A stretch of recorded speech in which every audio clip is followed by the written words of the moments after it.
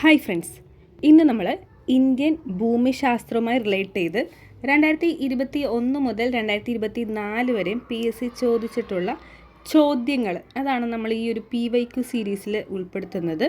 ഇത് നമ്മുടെ ആദ്യത്തെ ക്ലാസ്സാണ്. ഒരുപാട് ചോദ്യങ്ങളൊന്നും നമ്മൾ ഈ ഓരോ പാട്ടിൽ ചെയ്യുമ്പോൾ ഉൾപ്പെടുത്തില്ല. അതായത് ഇപ്പോൾ ഒരു 10-15 ചോദ്യങ്ങൾ അങ്ങനെയൊന്നുമല്ല. നമ്മളൊരു 7-8 ക്വസ്റ്റ്യൻസ്, മാക്സിമം 10 എണ്ണം അതെടുക്കും. നല്ല വൃത്തിയായിട്ട് പഠിക്കുക. ഓക്കെ, ഒരുപാട് ചോദ്യങ്ങളിലൂടെ കടന്നു പോകും നമ്മൾ. പക്ഷേ ആദ്യമേ തന്നെ ഒരുപാട് ചോദ്യങ്ങളിലോട്ട് കയറിക്കാൻ അത് ഡിഫിക്കൽട്ടി ആയിരിക്കും. എടുക്കുന്ന ചോദ്യങ്ങൾ പഠിച്ച് പോകുമ്പോൾ ഏകദേശം നമുക്ക് കവർ ചെയ്യാൻ പറ്റും. ഓക്കെ, ഇത് നമ്മുടെ ആദ്യത്തെ ക്ലാസ്സാണ്. ഇതിലും ഒരു 5-6 ചോദ്യങ്ങളുള്ളൂ, പക്ഷേ ഇതെല്ലാം ഇമ്പോർട്ടൻ്റ് ആണ്. നമുക്ക് നോക്കാം. ഓക്കെ, ചേരുംപടി ചേർക്കുക. ഇരുമ്പുരുക്ക് ശാലകളും സഹായം നൽകിയ രാഷ്ട്രങ്ങളും തന്നിട്ടുണ്ട്. ആരൊക്കെയാണ് നമുക്ക് നോക്കാം. ഭിലായി, ബൊക്കാറോ, റൂർക്കേല, ദുർഗാപൂർ. ഇതാണ് ഇരുമ്പുരുക്ക് ശാലകൾ. ഇവയെ സഹായം നൽകിയ രാഷ്ട്രങ്ങളും തന്നിട്ടുണ്ട്. അപ്പോൾ ഇത് വളരെ ഇമ്പോർട്ടൻ്റ് ആണ്. നമുക്ക് റിപ്പീറ്റ് ചെയ്ത് ചോദിക്കുന്ന ഒരു ചോദ്യവും കൂടിയാണ്. അപ്പോൾ ഇതിൻ്റെ ആൻസർ ഞാൻ ഓപ്ഷൻസിലോട്ടൊന്നും പോകുന്നില്ല. ഇതിൻ്റെ ആൻസർ എന്ന് പറയുന്നത് ഇപ്പം എങ്ങനെയാണോ ഇത് കാണിച്ചിരിക്കുന്നത് അത് തന്നെയാണ് അതിൻ്റെ ആൻസർ. അതായത് option A, Bhilai Soviet union സഹായം നൽകിയത്, ബൊക്കാറോക്ക് സഹായം നൽകിയത് സോവിയറ്റ് യൂണിയനാണ്, റൂർക്കേലക്ക് ജർമ്മനിയാണ്, ദുർഗാപൂരിന് ബ്രിട്ടനാണ്. ഓക്കെ, എങ്ങനെയാണോ ക്വസ്റ്റ്യൻ തന്നേക്കുന്നത് അത് തന്നെയാണ് അതിൻ്റെ ഉത്തരവും. അപ്പം നമുക്കിത് എങ്ങനെ പെട്ടെന്നൊന്ന് പഠിക്കാം. ചെറിയ ട്രിക്കുകളിലൂടെ നമുക്ക് എങ്ങനെ പഠിക്കാൻ നോക്കാം. നിങ്ങൾ നോക്കിക്കേ, Bhilai Soviet union, Bokaro Soviet union. ഈ ഭിലായിലും ബായുണ്ട്, ബൊക്കാറോയിലും ബായുണ്ട്. അപ്പോൾ ബാ വെച്ച് തുടങ്ങുന്ന 2 ഇരുമ്പുരുക്ക് ശാലകളായ, അതായത് ഭിലായി, ബൊക്കാറോ, ഇവർ 2 പേരെയും ആരാണ് സഹായിച്ചത്? സോവിയറ്റ് യൂണിയൻ അല്ലെങ്കിൽ റഷ്യ. ഓക്കെ, അതാണ്. അപ്പോൾ Bhilai Soviet union, Bokaro Soviet union. Clear ആയല്ലോ? അപ്പോൾ ബാ വെച്ച് കണക്ട് ചെയ്യുക. 2 പേർക്കും സെയിം തന്നെ. ബാ വെച്ച് വരുന്ന 2നും സോവിയറ്റ് യൂണിയൻ. ഓക്കെ, ഇനി റൂർക്കേലനെ സഹായിച്ചത് ആരാണ്? ജർമ്മനിയാണ്. നോക്കിക്കേ, റൂർ ജർ ആ ഒരു കണക്ഷൻ എടുത്തു. റൂർജർ. അപ്പോൾ Rourkela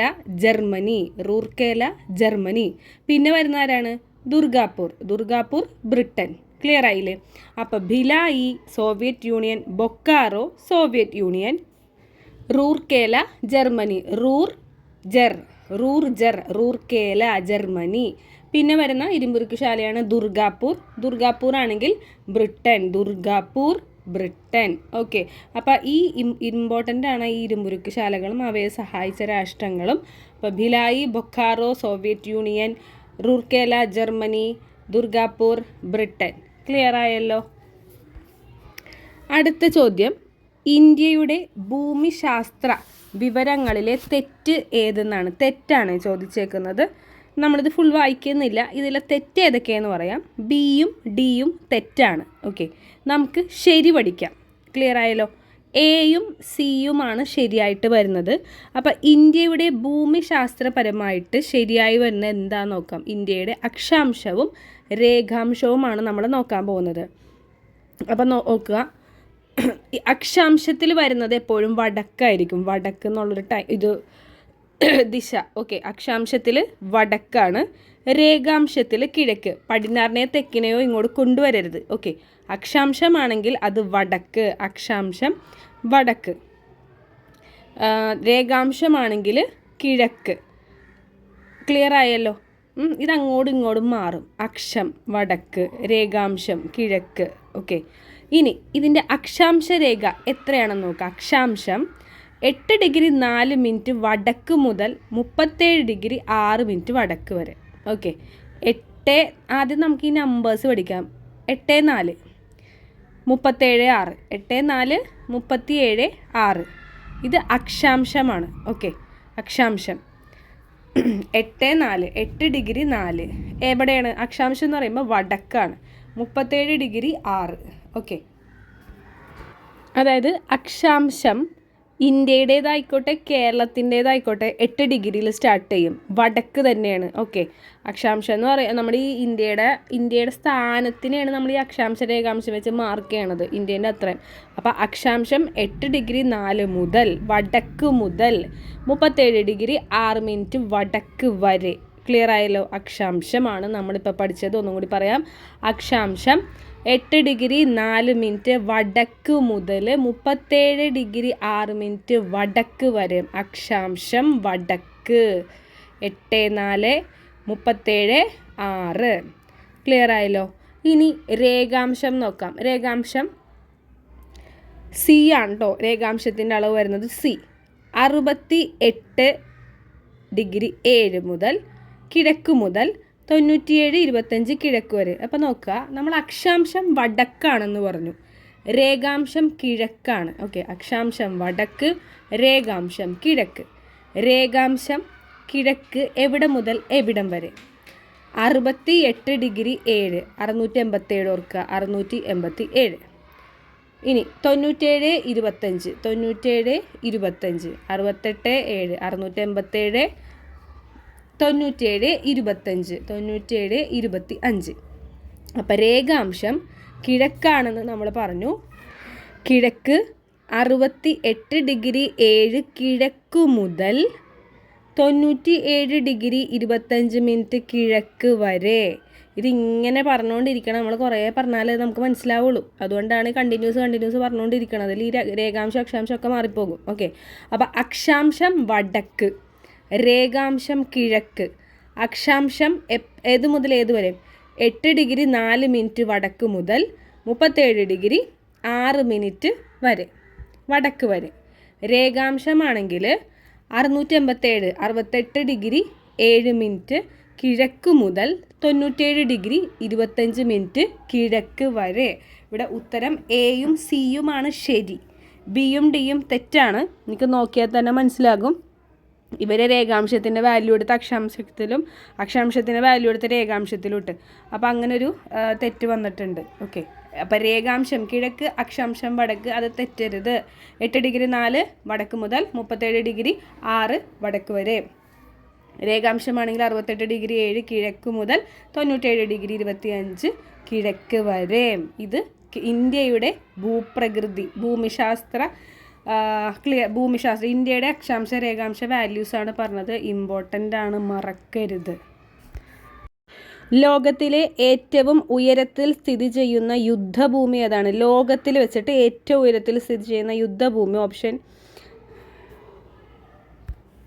option A Baltoro, option B Siachen, option C mount ഗെറ്റോ, ഓപ്ഷൻ ഡി പാമിർ.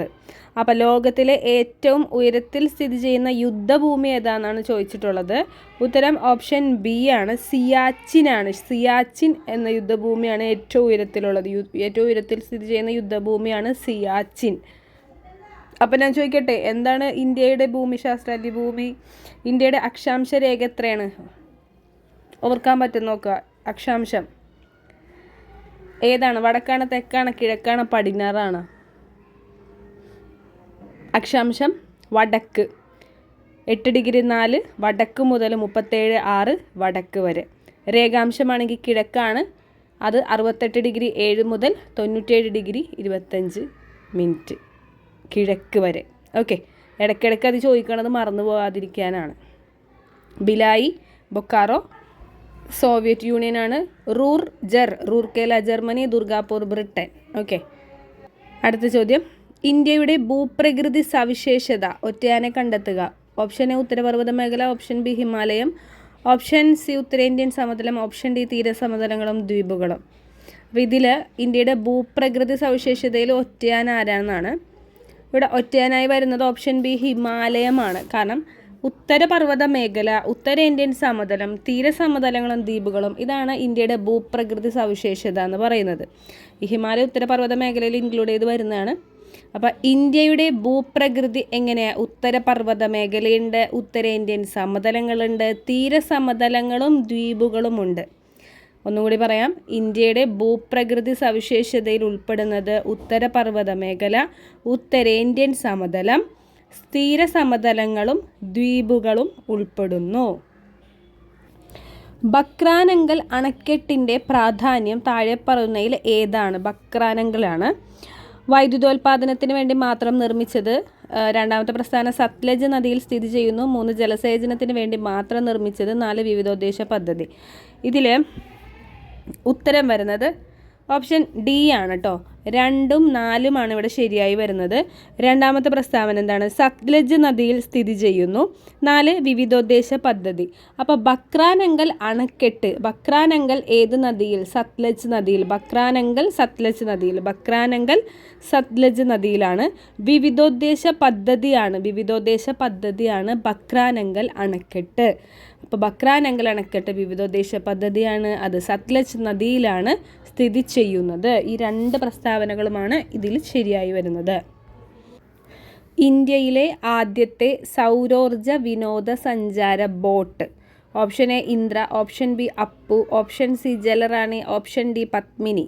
ഇപ്പോൾ ഇന്ത്യയിലെ ആദ്യത്തെ സൗരോർജ വിനോദസഞ്ചാര ബോട്ട് ഏതാണെന്നാണ് ഉത്തരം. ഓപ്ഷൻ എ ആണ് ഇന്ദ്ര. ഇന്ദ്രയാണ് ആദ്യത്തെ സൗരോർജ വിനോദസഞ്ചാര ബോട്ട്. ഓപ്ഷൻ എ ഇന്ദ്ര. ഇത്രയും ഈ ഒരു സീരീസിൽ, ഇന്നത്തെ ഈ ഒരു പാട്ടിൽ ഇത്രയും ചോദ്യങ്ങൾ ഉൾപ്പെടുത്തിയിട്ടുള്ളൂ. കാരണം ഇന്ത്യയുടെ അക്ഷാംശ രേഖകളും ഇരുമ്പുരുക്ക് ശാലകൾ ഇതെല്ലാം വളരെ ഇമ്പോർട്ടൻ്റ് ആണ്. നമ്മൾ ഒരുപാട് PYQs പറഞ്ഞു പോയാൽ നിങ്ങളതെല്ലാം മറന്നു പോകും. അപ്പോൾ നമുക്ക് ഒന്നും കൂടി റീകളക്ട് ചെയ്ത് നോക്കാം. അപ്പോൾ ഇരുമ്പുരുക്ക് ശാലകളും സഹായം നൽകിയ രാഷ്ട്രങ്ങളെ പറ്റി നമ്മൾ പറഞ്ഞു. അപ്പോൾ ഓർത്ത് നോക്കൂ, ഭിലായി ബൊക്കാറോ ഏതാണ്? Rourkela, Germany, Durgapur Britain. ഇനി നമ്മൾ പറഞ്ഞു യുദ്ധഭൂമി, ലോകത്തിലെ ഏറ്റവും ഉയരത്തിലുള്ള യുദ്ധഭൂമി ഏതാണ്? സിയാച്ചിലാണ്. അതുപോലെ ഇന്ത്യയുടെ ഭൂപ്രകൃതി സവിശേഷതകൾ പറഞ്ഞു. ഉത്തരപർവ്വത മേഖല, ഉത്തരേന്ത്യൻ സമതലം, തീരസമതലങ്ങളും ദ്വീപുകളുമെല്ലാം ഇന്ത്യയുടെ ഭൂപ്രകൃതിയുമായി റിലേറ്റ് ചെയ്ത് വരുന്നു. അതുപോലെ ഇപ്പോൾ നമ്മൾ നോക്കിയ ആദ്യത്തെ സൗരോർജ്ജ വിനോദസഞ്ചാര ബോട്ടാണ് ഇന്ദ്ര എന്ന് പറയുന്നത്. ഇന്ദ്ര. ബക്രാനങ്കൽ അണക്കെട്ടിൻ്റെ പ്രത്യേകത, ബക്രാനങ്കൽ അണക്കെട്ട് ഒരു വിവിധോദ്ദേശ പദ്ധതിയാണ്. ഏത് നദിയിലാണ് ബക്രാനങ്കൽ? സത്ലജ് നദിയിലാണ്. പിന്നെ നമ്മൾ പഠിച്ച വളരെ ഇമ്പോർട്ടൻ്റ് ആയിട്ടുള്ള ഒന്നാണ് ഇന്ത്യയുടെ ഭൂമിശാസ്ത്രപരമായി അക്ഷാംശം, രേഖാംശം. അക്ഷാംശം വടക്ക് 8°4 വടക്ക് മുതൽ 37°6 വടക്ക് വരെ. രേഖാംശം എന്ന് പറയുമ്പോൾ അത് കിഴക്കാണ്. രേഖാംശം 68°7 കിഴക്ക് മുതൽ 97°25 കിഴക്ക് വരെയാണ്. അപ്പോൾ രേഖാംശം കിഴക്ക്, അക്ഷാംശം വടക്കാണ് ഇന്ത്യയുടെ ഭൂമിശാസ്ത്രം. ഇപ്പോൾ ഇത്രയും ക്വസ്റ്റ്യൻസ് മാത്രമേ നമ്മൾ ഈ ഒരു പാട്ടിൽ ഉൾപ്പെടുത്തിയിട്ടുള്ളൂ. ഇതിലുള്ള എല്ലാം ഇമ്പോർട്ടൻ്റ് ആണ്. ഇരുമ്പുരുക്ക് ശാലകളും ഇന്ത്യയുടെ അക്ഷാംശ രേഖാംശം ഒന്നും തെറ്റാതെ നല്ല രീതിയിൽ പഠിക്കുക. നമ്മുടെ വേ ഓഫ് ടീച്ചിങ് നിങ്ങൾക്ക് ഇഷ്ടപ്പെടുന്നുണ്ട്, നിങ്ങൾക്ക് എന്തെങ്കിലും ചേഞ്ചസ് വരുത്തണം എന്നുണ്ടെങ്കിലും കമൻറ്റ് ബോക്സിലൂടെ അറിയിക്കുക. ഇഷ്ടപ്പെട്ടതിനെ ലൈക്ക് ചെയ്യുക. അപ്പോൾ ഇതിൻ്റെ അടുത്ത ക്ലാസ് ഇന്ത്യൻ ഭൂമിശാസ്ത്രവുമായി റിലേറ്റ് ചെയ്ത് വരുന്ന അടുത്ത ക്ലാസ്സിൽ നമുക്ക് കുറച്ച് ക്വസ്റ്റ്യൻസുമായിട്ട്, കുറച്ച് PYQസുമായിട്ട് കാണാം. അപ്പോൾ എന്തായാലും എല്ലാവർക്കും താങ്ക് യു. നല്ല രീതിയിൽ പഠിക്കാം. Okay, by.